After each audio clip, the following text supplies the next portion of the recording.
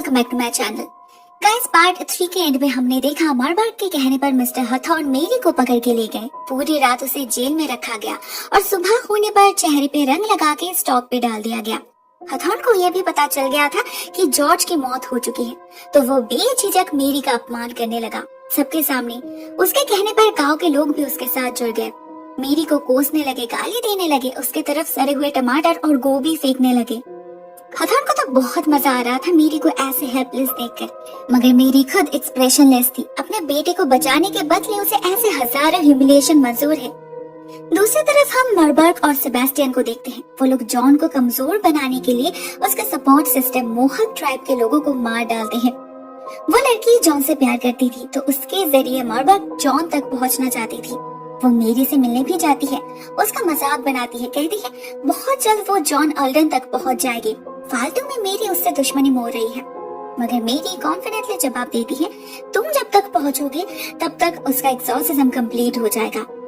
Marburg समझ जाती है उसे जल्दी करना होगा, लेकिन इस सब के बीच सेबेस्टियन को इनसिक्योर फील होने लगा था। वो अपने माँ से बहुत प्यार करता है, कुछ भी कर सकता है उसके लिए। इनफैक्ट उसके कहने पर ही तो वो मेरी के अगेंस्ट गया, उस लड़की के अगेंस्ट जिसे वो सच्चे दिल से प्यार करता है। लेकिन अभी उसे एहसास हो रहा है मार्बर्ग उससे उतना प्यार नहीं करती। उसे तो बस अपने लवर को वापस लाना है और किसी की परवाह नहीं है उसे। इसी बीच हम आइजैक को देखते हैं। वो डॉली के लाश के साथ सेलेम आ पहुंचा है। विजिबली अपसेट है वो। अभी उसे और किसी का डर नहीं। वो पूरे समाज को गाली देने लगता है सबके सामने, इस सेलेम को, इसके सो कॉल्ड जुडिशियल सिस्टम को और इसके सिलेक्ट मैन को। एज द रिजल्ट उसे भी स्टॉक पर चढ़ा दिया जाता है, जहाँ मेरी उससे बात करने की कोशिश करती है, मगर आइजैक उसे और ट्रस्ट कर नहीं पा रहा था। एट द सेम टाइम हम उधर जॉन और कॉटन को देखते हैं, उस बच्चे को एग्जॉर्सिज्म के लिए प्रिपेयर करते हुए। वो लोग उसके हाथ पैर बांध के उसे एक होली सर्कल के अंदर सुला देते हैं। ये सर्कल उन्हें इस डीमन से बचाएगा। तब वो बच्चा सो रहा था। जैसे ही उसकी नींद टूटती है, वो खुद को बंदी देख अपने पिता को बुलाने लगता है और कॉटन को पता चल जाता है ये कौन है। अभी तो उसे इसे ठीक करना ही होगा। वो प्रेयर करने लगता है और इस बच्चे के अंदर का शैतान जागने लगता है। वो जॉन को कमजोर करने की कोशिश करता है, उसे ये रस्सी खोलने के लिए कहता है, मगर कॉटन ऐसा होने नहीं देता। वो इस बच्चे को उसके साथ प्रेयर करने के लिए कहता है, जो ये बच्चा कर नहीं पाता। उल्टा उसके अंदर का शैतान धीरे धीरे उसे कम्प्लीटली पोजेस्ड कर लेता है। वो इतने जोर से चिल्लाने लगता है कि जॉन और कॉटन की हालत खराब हो जाती है।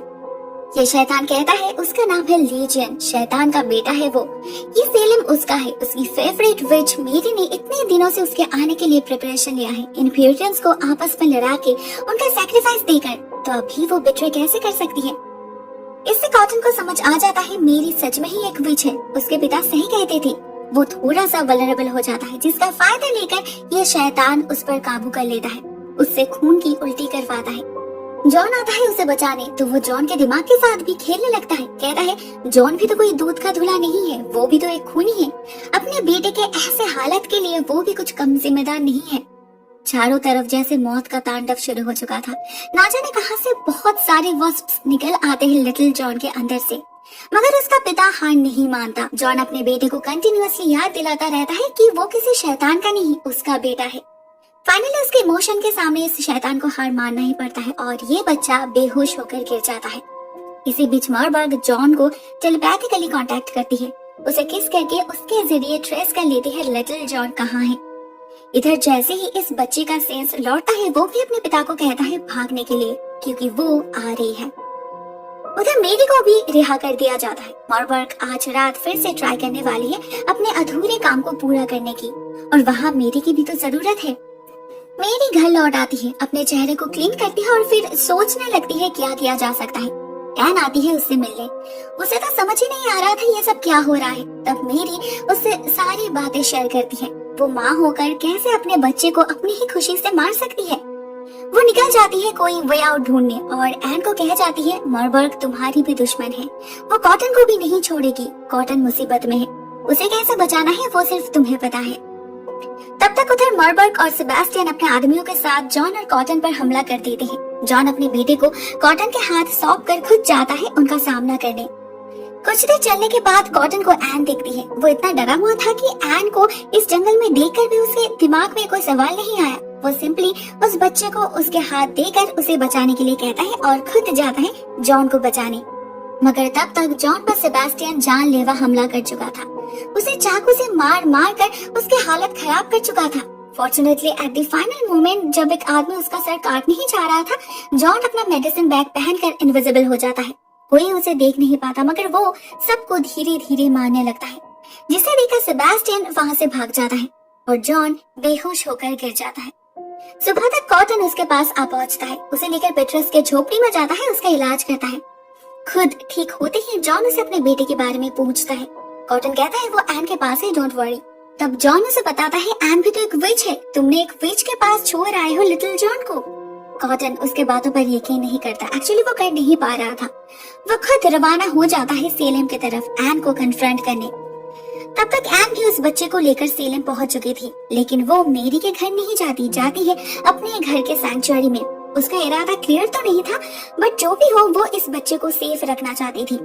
लेकिन लिटिल जॉन अपने माँ के पास जाना चाहता था, वो चिल्लाने लगा था।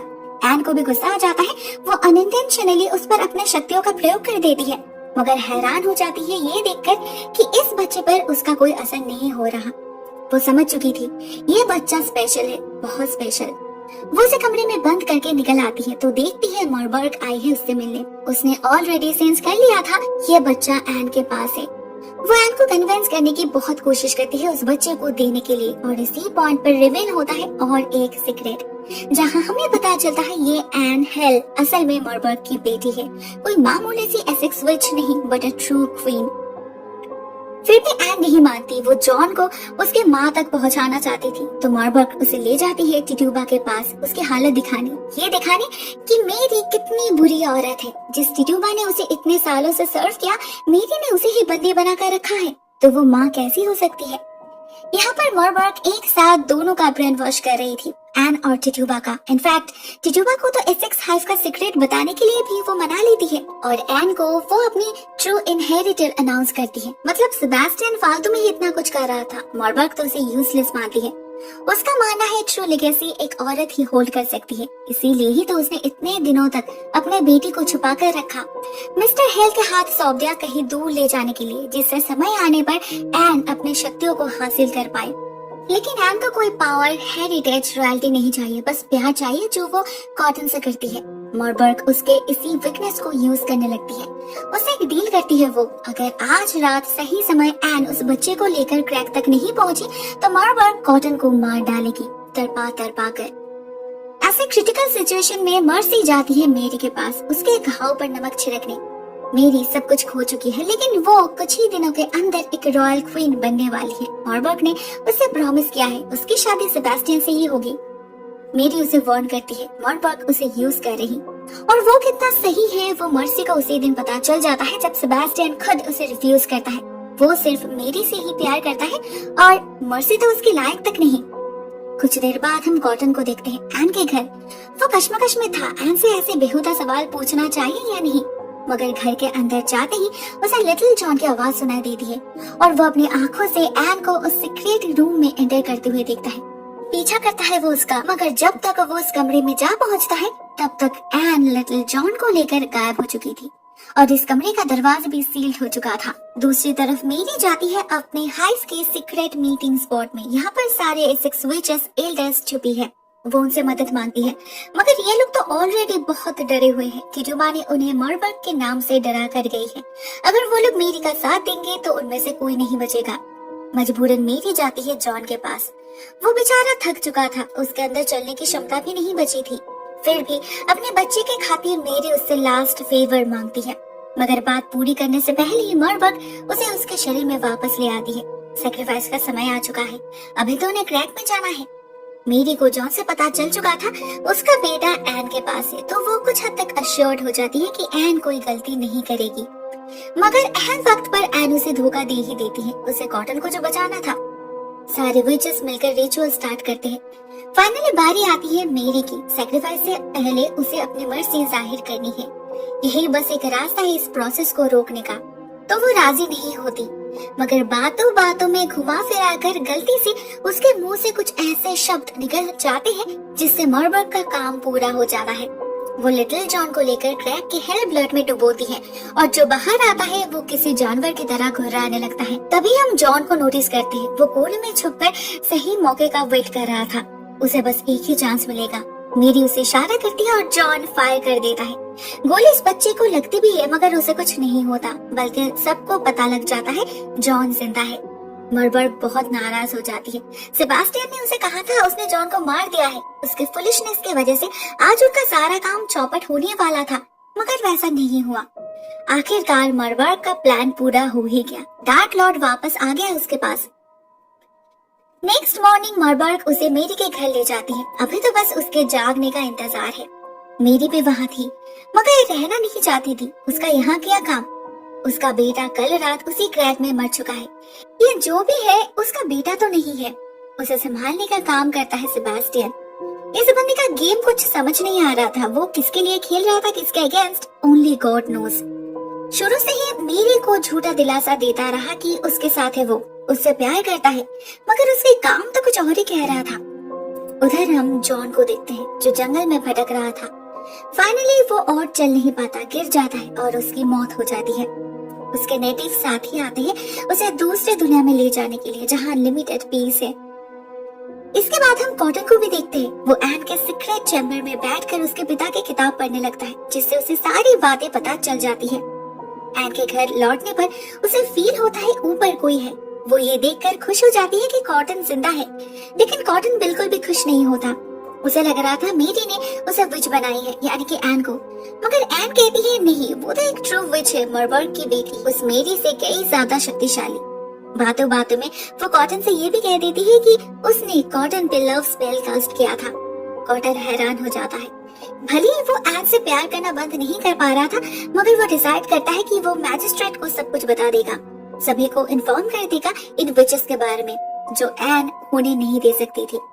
वो कॉटन को अपने पास रखना चाहती थी और वही वो करेगी एट एनी कॉस्ट। वो मेरी का रास्ता अपनाती है, कॉटन के अंदर अपने चूहे को डाल देती है और उसे अपने वश में कर लेती है। फाइनली वो भी बाकियों की तरह ही बन गई थी। उसी दिन मरबर्ग सभी विचेस को घर बुलाती है डार्क लॉर्ड की ब्लेसिंग पाने के लिए। सबसे पहले मर्सी जाती है उसके पास। डार्क लॉर्ड उसकी उंगली काटकर उसे सजा देते हैं उसकी माँ का दिल दुखाने के लिए। वो मेरी को बिट्रे कैसे कर सकती है? मर्सी वो बेवकूफ अपने आप को लेकर उतनी प्राउड थी कि वो डार्क लॉर्ड पर सवाल उठाती रही, मरबर्ग को कोसती रही। उसने तो प्रॉमिस किया था मर्सी सेबास्टियन की बीवी बनेगी, अभी एन हिल कहाँ से आ गई बीच में? मरबर्ग को उसकी और कोई जरूरत नहीं थी। वो डायरेक्टली उसे सच्चाई दिखा देती है। मर्सी सिर्फ उसकी स्लेव है और कुछ नहीं। मगर ये करवा सच मर्सी से सहन नहीं हुआ। उसने मरबर्ग पर हाथ उठाया। इसके बदले मरबर्ग ने भी उसके चेहरे को जला के उसे घर से बाहर निकाल दिया। मर्सी फिर से एक बार बेघर होकर दर-बदर भटकने लगती है। अभी भी उसके दिमाग से रानी बनने का ख्वाब उतरा नहीं। वो सेलिम के रास्ते से लोगों के घर से छोटे छोटे बच्चों को चुराने लगी, उनके खून से अपने बर्न स्किन को रिपेयर करने के लिए। लेकिन एक रात आइजैक उसे रोक लेता है। आइजैक सेलिम का रखवाला बन चुका था। फ्लैशबैक में हमें पता चलता है कल सुबह जब वो स्टॉक पर था, मिस्टर हथॉर्न गया उसके पास। उसे पता था ये आइजैक मेरी का दोस्त है, तो वो उसे अपने साइड में करने लगा। उसका यूज करने लगा इस सेलिम में अपनी हुकूमत जारी करने के लिए। सबके सामने कहने लगा आइजैक सच ही तो कह रहा है, जॉर्ज सिबली का राज सच में ही सेलिम के इतिहास में एक काला चैप्टर है। लेकिन अभी वो मैजिस्ट्रेट है, वो सब कुछ बदल देगा, जिसकी शुरुआत होती है आइजैक से। अभी से आइजैक द फोर्निकेटर नाम से जाना नहीं जाएगा, बल्कि उसका नया नाम होगा आइजैक द ट्रूथ टेलर। तब से आइजैक यही कह रहा है, उसे डॉली की मौत का बदला चाहिए, जस्टिस चाहिए। वो सेलिम के और किसी भी लड़की को इन विचेस के हाथ मरने नहीं देगा। लेकिन मर्सी उतना आसानी से हार नहीं मानती। वो खुद से प्रॉमिस करती है एक दिन वो रानी जरूर बनेगी। उसके लिए वो कुछ भी कर सकती है, कुछ भी। नेक्स्ट थी टिटूबा। डार्क लॉर्ड उसके माथे पर किस करके उसे आजादी गिफ्ट करता है, लेकिन कुछ देर बाद ही हमें पता चल जाता है ये किस तरह की आजादी है। टिटूबा जैसे ही सेलिम से भागने की कोशिश करती है, बहुत सारे काले कौवे उसे चेस करते हैं, ठोकर मार मार के खून कर देते हैं उसका, और फिर उसके शरीर को नोच नोच कर खा लेते हैं। लेकिन मजे की बात तो ये है, मरबर्ग जिसने अपने लवर यानी कि डार्क लॉर्ड को धरती पे लाने के लिए इतना कुछ किया, उसका उसके प्रेमी के नजरों में कोई वैल्यू ही नहीं था। डार्क लॉर्ड को तो सिर्फ मेरी ही चाहिए, जो आज उसकी माँ है, कल उसकी ब्राइड बनेगी। वो मरबार्ग को सारा अरेंजमेंट करने का ऑर्डर देता है। मरबार्ग उसे बहुत समझाती है, वो ही तो है उसकी प्रेमिका जो सदियों से उसका इंतजार कर रही है। मगर डार्क लॉर्ड को तो जैसे मेरी के सिवा और कोई दिख ही नहीं रहा था। उधर मेरी अब चुप बैठ नहीं सकती थी। वो मरबार्ग को मारने की प्लान बनाती है। वो उसे मीटिंग हाउस में बुलाकर अपने शक्तियों से जलाकर मारने की कोशिश करती है। मे बी वो एक मामूली सी वुड विच है, इस शक्तिशाली वाटर विच के सामने कुछ भी नहीं। मगर अभी उसे और अपनी फिक्र नहीं है, ये उसकी वुड है और उसे पता है इस मरबार्ग के लाइफ में कोई रिपेंटेंस नहीं, तो उसके लिए बारिश को बुलाना उतना आसान नहीं होगा। मेरी ऑलमोस्ट सक्सेसफुल हो चुकी थी, मगर एन बीच में आ जाती है। वो कॉटन से प्यार करती है। वो जानती है उसने उसके साथ जो किया है वो गलत है, चोट नहीं है, तो उसका दर्द भी ज्यादा होगा। वो अपने आंसुओं से बारिश लाकर आग को बुझा देती है, लेकिन मरबार्ग इस मेरी को और सहन नहीं कर पा रही थी, तो वो सेबेस्टियन को उसे जंगल में ले जाकर मारने के लिए कहती है। उसे मेरी का खून देखना है। सेबेस्टियन राजी हो जाता है और मेरी को जंगल में ले जाकर एक पेड़ से बांध देता है। मेरी खुद को बचाने की बिल्कुल भी कोशिश नहीं करती, उसका तो सब कुछ खत्म हो चुका है। लेकिन सेबेस्टियन उसे मारता नहीं, सिर्फ उसके नेक से थोड़ा सा खून निकाल के उसे आजाद कर देता है। वो जॉन तक जाने का रास्ता दिखाता है उसे, क्योंकि वो जानता है मेरी सिर्फ जॉन से प्यार करती है और वो मेरी से। उसे उम्मीद है एक दिन ना एक दिन वो लोग फिर से जरूर मिलेंगे। मेरी उसके सच्चे प्यार को कबूल जरूर करेगी, लेकिन अभी भी वो वक्त नहीं आया। सेबेस्टियन मेरी के खून के साथ निकल जाता है और मेरी जाती है जॉन के पास। उसे जॉन की लाश दिखती है, मगर मेरी फिर भी उसे बचाने की पूरी कोशिश करती है। वो जॉन को अपना खून पिलाती है और अपने लाइफ स्पिरिट उसे देकर उसकी जान वापस कर देती है। बदले में खुद समा जाती है मौत की गोद में। तब तक सेबेस्टियन लौट चुका था मरबार्ग के पास। मरबार्ग तो मेरी का खून देखकर बहुत खुश हो जाती है, लेकिन अभी उसे एक बहुत इम्पोर्टेंट काम करना है। उसे डार्क लॉर्ड को इन्फॉर्म करना है उसकी ब्राइड मर चुकी है। मरबार्ग एक बहुत ही दुखी सा फेस बनाकर जाती है उसके सामने, कहती है मेरी ने सुसाइड कर ली, मगर वो भूल गई थी वो किसे उल्लू बनाने की कोशिश कर रही। ये कोई बच्चा नहीं है, उसे ऑलरेडी सच पता है, तो वो मरबार्ग को चाकू से बार बार स्टैब करके मार डालता है। मरबार्ग मौत के करीब पहुंच चुकी थी।